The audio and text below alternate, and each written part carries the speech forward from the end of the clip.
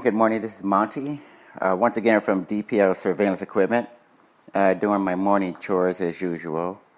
As I mentioned before in numerous podcasts, I typically like to start off my morning doing all my chores, and really it's a matter of just basically giving myself the opportunity to think about what I'm doing, what I'm trying to accomplish, what's ahead for the day and such, and what are some of the issues going on also in the economy, in the cryptocurrency space, etc., etc.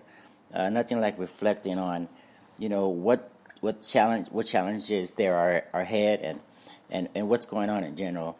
Some people may say if you fail to plan, or if you fail to plan, you're planning to fail. So I guess you want to try and map out as much as possible before you leave home. What are some of the priorities ahead, and what are some of the things that need to be addressed? And maybe actually, when you get home, you can determine what you've actually accomplished or not. Anyway, moving right along. Who am I? I'm owner of DPO Surveillance Equipment. We are a full-service surveillance and security equipment company. We have lifetime guarantees and warranties on all the products, 24/7, 365 tech, sales, and customer support. We have the largest inventory of items that not only can you buy, but you can rent as well.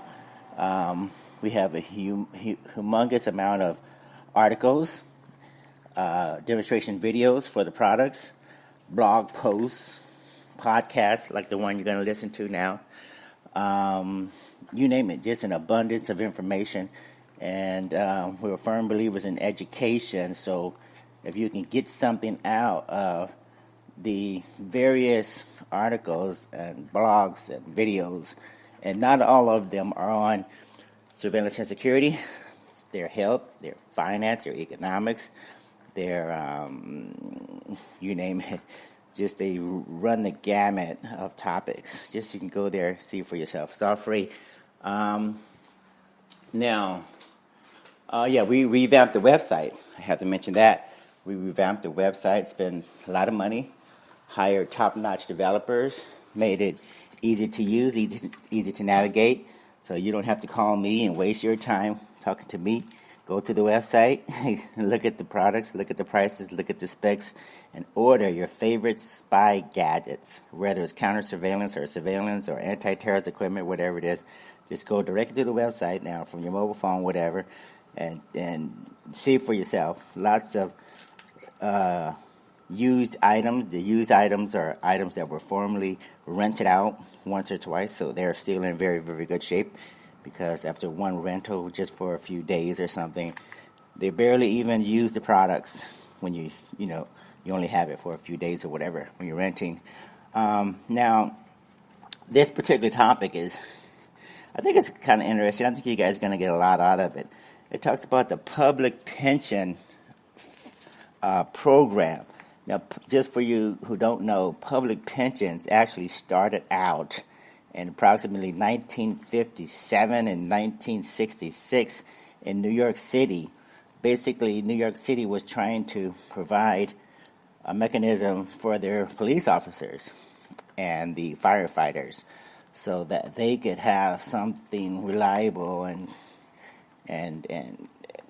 capable of sustaining those workers, those public employees who were working in the public space, and they needed something, right?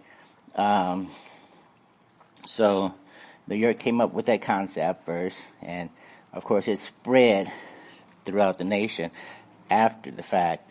But the idea was just to accommodate the expanding number of government workers.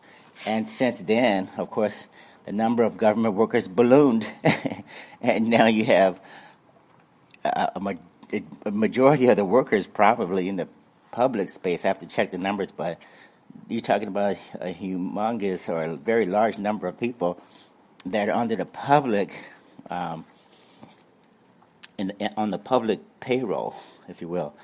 And these people, they have to be covered as well, right? They have to be covered just like in the private sector. They need to have something reliable that they can depend upon and count upon. Now, some of the negatives associated with the public system are that coaches at universities who coach football teams, whether it's Penn State or whoever, not picking on any particular colleges or universities, but certain coaches are probably pulling down some very, very lucrative pensions of their own. And I'm only mentioning that because they have a deficit. They're in the public pension systems are in the red to the tune of $5 trillion. Now, that only rivals the only rival to that number is the economy of Japan. So the public pension program has more debt than it's equivalent to the largest economy, the third largest economy on the planet, which is Japan. So that's not good. I think a lot of, again, going back to some of the causes, have to do with, when times are good. See, people don't hesitate to dip into the coffers and dig into the piggy bank when times are good. When you have a famous football team and good coaches, they get very lucrative payouts. But when you have firefighters and police officers and other emergency services, first responders, that they may not get the same type of pension payout, depending upon the situation. But the problem is, in good times, you don't have to watch your pennies as much as you do when things start slowing down. So that's basically what happened in the public pension fund sector during the bull market of 1990 or whatever that was. We had a 9-year bull market that actually lifted the valuations of the pensions. They were looking good. The balance sheets were strong, and the tech sector and such really made the public pensions coffers look very, very nice and strong and healthy. But, like with anything else, the party came to an end after so much of that, and the public pensions didn't really have as much left over because of the constant drain from the public workers taking from the pension as compared to contributing. Now, in Rhode Island, this is where it's really been hitting home with a lot of public employees. Rhode Island firemen, for instance, have been suffering to a great extent trying to make ends meet. When Rhode Island's public pension program started to go into the red, certain firemen were told to take a 25% up to 55% cut in their pay, in their pension payouts, to accommodate the deficit to help make up. And this, it's a big deal for people who've, given their life and everything to help battle blazes and rescue families and such. And then you find out, like Paul Grennan, he was a 73-year-old firefighter in Central Falls, Rhode Island. He punctured his lung after a wall fell on him. Punctured his lung, broke his back and 5 ribs, left him unable to climb ladders. He said, it really gets you sick mentally and physically to go through something like this. It's a betrayal so far as I'm concerned. So this is what happened to one firefighter in Rhode Island. And another person was talking about, collecting coupons and foregoing medical bills and such in order to make ends meet after the pension cuts and stuff and such. See, but again, getting back to some of the causes, I think unions, a lot of times unions and some of these coaches and some of these certain individuals who got extremely large payouts, that was a big drain on the public pension systems.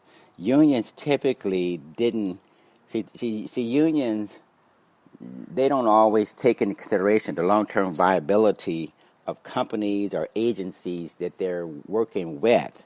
Sometimes they need to really take a closer look at the balance sheet. They need to take a closer look at whether or not the demands of the employees are sustainable. In other words, it's easy for a union representative or someone to say, look, because they want to get voted back in office, right? So they're like, okay, we're gonna demand big raises and lucrative benefits and payouts and all this stuff, which is good, again, as long as it's sustainable.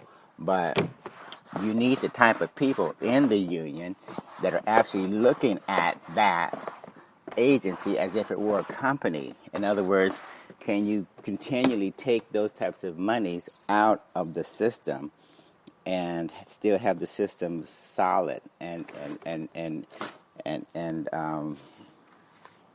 balanced? If the answer is no, then the union needs to go back to the workers and say, look, whether or not I get elected or not is not the issue. What is the issue is we all need to be mindful of how we pay out the pensions, because when times get slow, you hunker down, and when times are good, you may consider doing some things to help out a little bit more, but it has to be sustainable. Anyway, in California, same thing. Jerry Brown is taking a look at public pensions and whether or not the system can actually accommodate the massive payouts. And so goes California, so goes the rest of the nation usually. So that's going to be a major precedent. And before I forget, I want to say that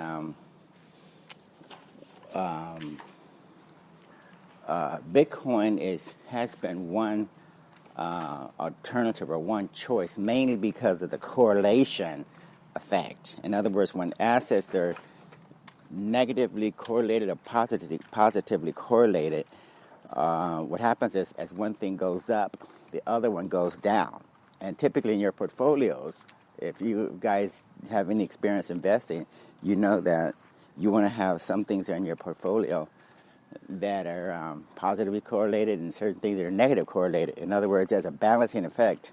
As some things go up, other things are going to go down, And Bitcoin seems to offer that type of correlation. So even if they only did 5 or 10% or they're a very small amount, they could have very well taken advantage, like I took advantage of what happens when you have money invested in the best performing asset class in about a 4 or 5 year period. You get to reap the benefits of that. Excuse the noise. We paid off all of our debt, paid off all of our credit cards, and I think governments should be responsible in the same manner.